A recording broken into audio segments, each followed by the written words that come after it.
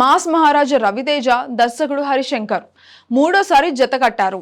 రామ్ గోపాల్ వర్మ వద్ద శిష్యరికం చేసిన హరిశంకర్ కు దర్శకుడిగా షాక్ సినిమాతో రవితేజ అవకాశం ఇచ్చారు. ఈ సినిమా పెద్దగా ఆడలేదు.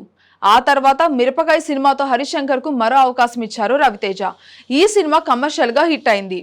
అంతేకాదు, ఈ సినిమాలోనే రవితేజ మాస్ మహారాజా ట్యాగ్ తగిలించుకున్నారు. ఈ సినిమా వచ్చిన 12 ఏళ్ల తర్వాత ఇప్పుడు మరోసారి వీళ్ళిద్దరూ కలిసి పనిచేస్తున్నారు. ఈ సినిమా కాంబోను పీపుల్ మీడియా ఫ్యాక్టరీ సంస్థ మళ్ళీ తీసుకొస్తుంది. టీజీ విశ్వప్రసాద్ నిర్మిస్తున్న ఈ సినిమాకు వివేక్ కూచిబుట్ల సహ నిర్మాత. పీపుల్ మీడియా ఫ్యాక్టరీ నిర్మాణంలో రవితేజ హీరోగా వచ్చిన ధమాకా సినిమా మంచి విజయాన్ని సాధించింది.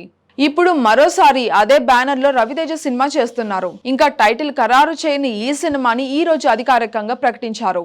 హరిశంకర్ తన హీరోలను మాసియస్ట్ అవతారంలో చూపించడంలో దిట్ట. రవితేజతో హరీష్ చాలా కాలం తర్వాత సినిమా చేస్తున్నారు కాబట్టి ఎంతో జాగ్రత్తగా ఆయన క్యారెక్టర్ను తీర్చిదిద్దుతారని అనడంలో ఎలాంటి డౌటే లేదు. అందుకే ఈసారి మాస్ రీయూనివర్స్ స్పైసీగా ఉంటుంది అని మేకర్స్ అనౌన్స్ చేశారు. అయితే ఈ సినిమా ఒక పాపులర్ హిందీ సినిమాకు రీమేక్ అనే వార్తలు కూడా వినిపిస్తున్నాయి. అజయ్ దేవగన్ హీరోగా 2018లో వచ్చిన రెయిడ్ సినిమా కథను అడాప్ట్ చేసుకుని ఈ సినిమా కథను హరిశంకర్ రెడీ చేస్తారని తెలుస్తోంది. ఇది అఫీషియల్ అడాప్షన్ అని అంటున్నారు. గతంలో దబాంగ్ సినిమాను తెలుగులో పవన్ కళ్యాణ్ తో గబ్బర్ సింగ్ గా హరిశంకర్ రీమేక్ చేసిన విషయం మనకు తెలిసిందే. అప్పట్లో ఈ సినిమా బ్లాక్ బస్టర్ అయింది.